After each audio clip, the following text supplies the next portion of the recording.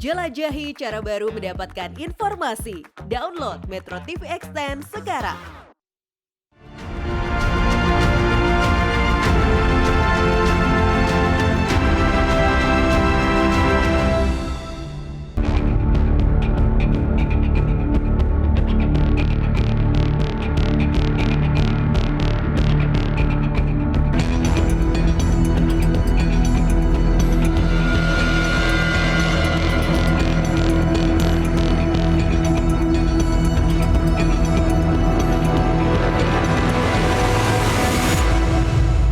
Selamat malam pemirsa, mari kita menjauh sejenak dari hiruk-pikuk politik, menjauh dari bermacam polemik. Dengan Pancasila dan Konstitusi sebagai referensi, kita berdiskusi untuk perbaikan negeri. Membahas beragam isu kebangsaan, bukan kepentingan pribadi, kelompok, atau golongan. Visi Negarawan, program talk show yang mewadahi gagasan luar biasa, duduk bersama untuk memecahkan berbagai persoalan bangsa. Bersama saya, Zakia Arfan, dan sudah ada narasumber-narasumber luar biasa pada malam hari ini. Saya akan perkenalkan satu persatu. Sudah ada Profesor Asep Saifuddin Djahar, PhD, Rektor UIN Syarif Hidayatullah. Selamat malam, Pak Asep. Malam, kemudian ada Teguh Dartanto, PhD, Dekan FEB UI. Selamat malam, Pak Teguh. Malam. Dan juga sudah ada Sukidi, PhD, intelektual sekaligus pemikir kebinekaan. Selamat malam, Pak Sukidi.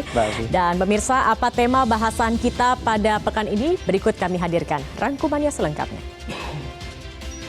Kalau kita mencari demokrasi, hendaknya bukan demokrasi barat, tetapi permusyawaratan yang memberi hidup, yakni politik ekonomi demokrasi yang mampu mendatangkan kesejahteraan sosial.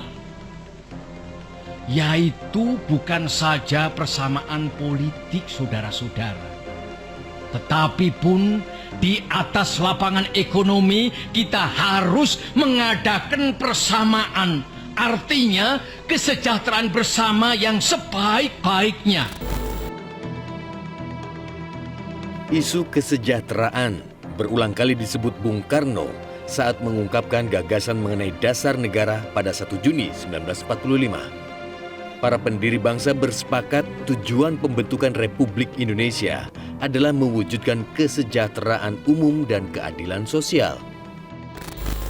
Pertengahan Juni lalu, pemerintah meluncurkan rencana pembangunan jangka panjang nasional 2025-2045 untuk mencapai visi Indonesia Emas. Ada 2 target yang layak jadi sorotan. Pertama, lonjakan pendapatan per kapita ke angka $30.000 Amerika Serikat dari $4.500 saat ini atau naik 6 kali lipat. Kedua, menekan angka kemiskinan menjadi 0,5% dari sekitar 9,5% saat ini atau turun lebih 19 kali lipat. 2 target yang sangat ambisius karena mensyaratkan pertumbuhan ekonomi 7% per tahun yang saat ini hanya berkisar 5%. Menurut survei Bank Dunia tahun 2018, hanya tersedia 13 juta pekerjaan kelas menengah atau 18% dari jumlah angkatan kerja. Padahal, untuk mencapai visi Indonesia Emas, 80% angkatan kerja harus menjadi kelas menengah dan memiliki pekerjaan layak. Bangsa-bangsa lain tidak memiliki anugerah seperti apa yang kita miliki. Sumber daya alamnya, luas strategis wilayahnya, kontur struktur tanahnya, mineral reserve-nya, tidak ada apa-apa. Tapi kehidupan yang mereka alami dalam kesehariannya sebagai individu masyarakat di negeri mereka, mereka jauh lebih memiliki tingkat kesejahteraan, keadilan sosial, kebanggaan akan kehidupan dan hidup di negeri mereka. Konstitusi mengatur hak dan kewajiban seluruh warga negara. Pasal 22 ayat 2 menjamin hak atas pekerjaan dan penghidupan yang layak. Sementara pasal 28C menjamin hak untuk mengembangkan diri dan mendapatkan pendidikan. Pendidikan dan kesehatan menjadi kunci utama perbaikan nasib. Namun berbagai riset menunjukkan mobilitas sosial ekonomi di Indonesia rendah. Artinya, seorang anak dari keluarga miskin kemungkinan besar saat dewasa juga akan hidup miskin. Strategi mencapai visi Indonesia Emas menggunakan angka-angka keramat. 5 sasaran pembangunan, 17 arah pembangunan, 8 agenda transformasi, dan 45 indikator utama. Yang jadi pertanyaan, bagaimana intervensi negara untuk membantu perbaikan nasib generasi penerus bangsa? Semua harus sejahtera, itulah yang menjadi tema dalam visi negarawan pada malam hari ini. Dan langsung saja kita akan berdiskusi bersama dengan para narasumber yang sudah hadir malam hari ini. Saya ingin ke Pak Sukidi terlebih dahulu. Pak Sukidi, konstitusi menjamin equal opportunity begitu ya dalam pasal 27 dan juga pasal 28. Tetapi mengapa sepertinya ketimpangan, kesempatan ini masih menjadi realitas sosial, Pak? Saya kira kita perlu mengenang kembali pikiran-pikiran brilian yang telah diletakkan oleh para pendiri bangsa. Tujuan Indonesia Merdeka adalah terkait dengan memajukan kesejahteraan umum. Kesejahteraan umum dalam konteks pembukaan UUD 45 dan juga termaktub dalam konstitusi itu lebih terkait bahwa sejahtera itu tidak dimonopoli oleh segelintir orang, tapi menjadi milik bersama seluruh rakyat Indonesia. Nah, ini yang sebenarnya terjadi satu perjalanan sejarah Republik yang kita berada di simpang jalan. Karena amanah pendiri Republik, Bung Karno, Bung Hatta, dan kawan-kawan, itu menghendaki satu kesejahteraan bersama, kesejahteraan dengan penghidupan yang layak, dengan akses pendidikan yang baik, dan kesehatan yang bagus, tetapi justru setelah 78 tahun kita merdeka, kita berada di satu persimpangan jalan, ditandai dengan ketimpangan yang naik. Ketimpangan yang naik itu menunjukkan bahwa kesejahteraan itu tidak merata. Ketimpangan mengandaikan bahwa masyarakat itu terbelah antara mereka yang kaya raya, dengan mereka yang rentan miskin, itu mayoritas, dan mereka yang miskin 25 juta lebih. Itu pertama. Yang kedua, implikasi dari ketimpangan ini adalah sesuai laporan Oxfam, ketimpangan itu adalah pembunuh. Inequality is killer because it kill humanity. Ketimpangan itu adalah pembunuh karena ini membunuh kemanusiaan. Impian kemanusiaan yang adil dan beradab itu menjadi compang-camping, terutama karena kita bergerak bukan ke arah equal wealth, kesejahteraan bersama, tapi justru unequal. Unequal in term of income dari segi pendapatan dan juga in term of kekayaan, wealth itu sendiri. Karena itu kunci utama untuk mengikis ketimpangan ini adalah pertama dengan pendidikan. Karena ada korelasi positif antara pendidikan dengan kemakmuran satu bangsa. Education and the well of nation. Nah, kecerdasan bangsa ini itu tertinggal jauh dengan dunia. Menurut satu penelitian, kita ini berada di 130 dunia dan terendah di Asia Tenggara. Ini artinya apa? Artinya miris ya? Miris sekali. Itu artinya bahwa pendidikan kita sangat buruk, tertinggal jauh, dan kecerdasan itulah yang akhirnya tidak menopang kesejahteraan warga Indonesia. Jadi IQ yang rendah itu punya korelasi positif dengan kemiskinan satu bangsa. Dalam konteks ini kita tidak makmur karena IQ-nya rendah.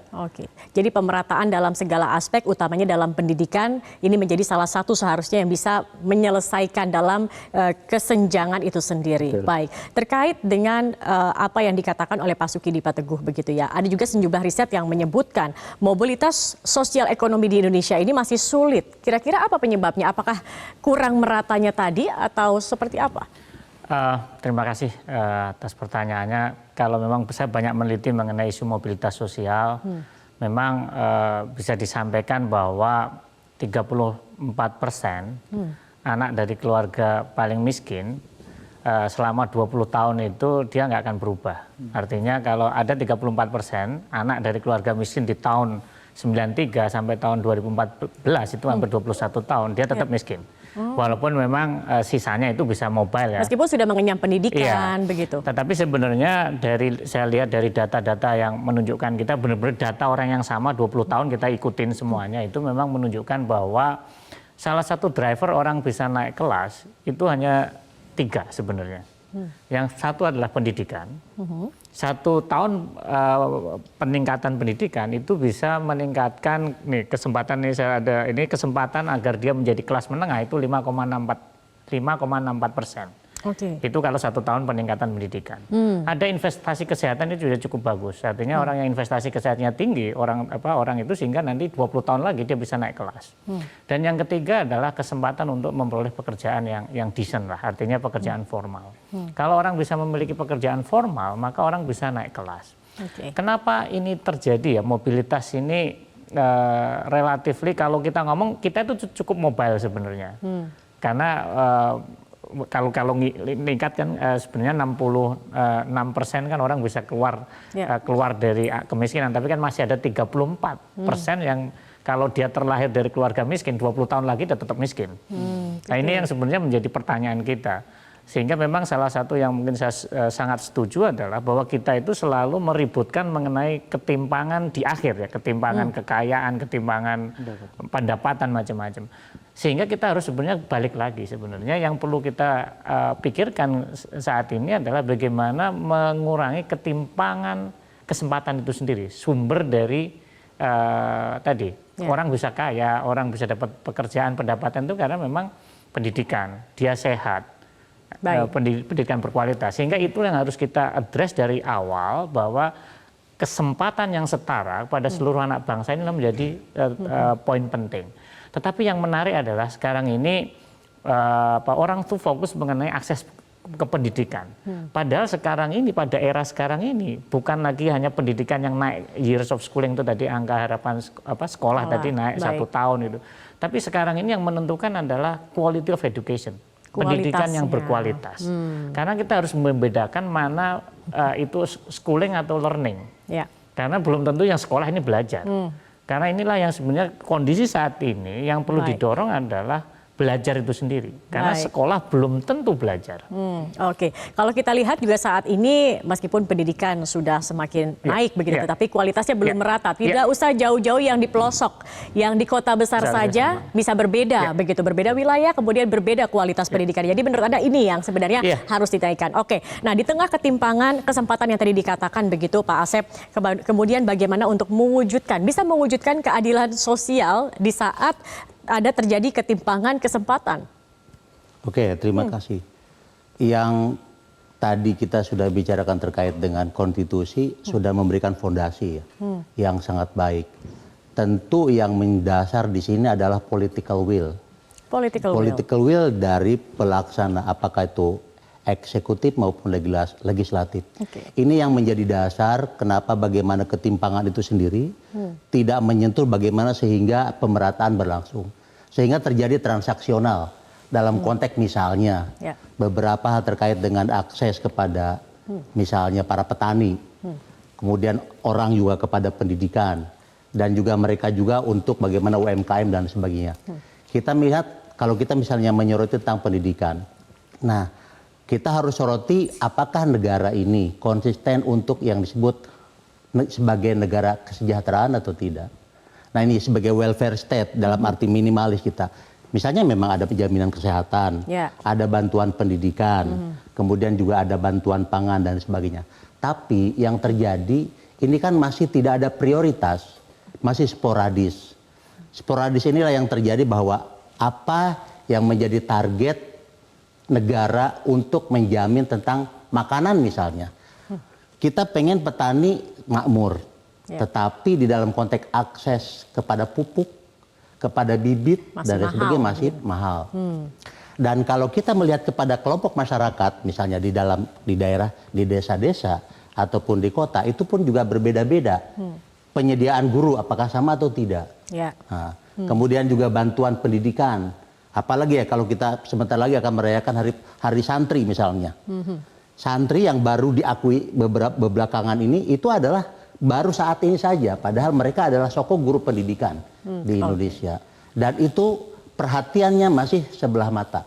Artinya kita perlu membuat suatu political will dari para eksekutif, legislatif, dan juga civil society, jangan lupa, untuk berbahu-membahu untuk mewujudkan bagaimana akses dalam konteks ekonomi, kesehatan, pendidikan merata, sehingga ada inklusif gitu. Oke, jadi keseriusan dari political will ini juga diperlukan begitu. Oke, baik.